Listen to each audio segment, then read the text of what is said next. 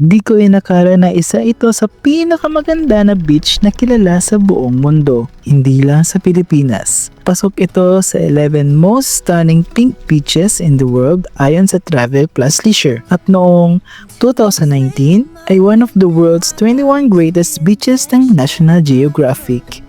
Ngayon lang ako nakita ng mala-paraisong lugar at ganda ng buhangin na kulay pink. Mula Davao, lumipad ako patungong Zamboanga City, diretso sa Zamboanga Tourism Office at ipakita ang booking reference. Magbayad lang ng 100 pesos per person sa bangka at environmental fee na 30 pesos each. 10 minutes lang at mararating mo na ang Pink Sand Beach. Welcome to Santa Cruz Island!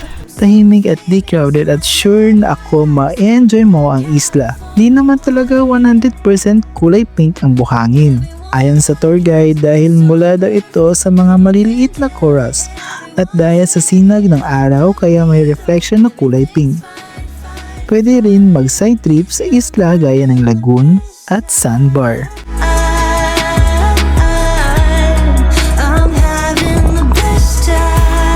May mga lokal din dito mga nagbabantay at nagtitinda rin ng mga souvenir. Isa na nga ito sa mga memorable na napuntahan ko sa Zamboanga City. Marami pang dapat mapuntahan, kaya kita-kits sa next adventure.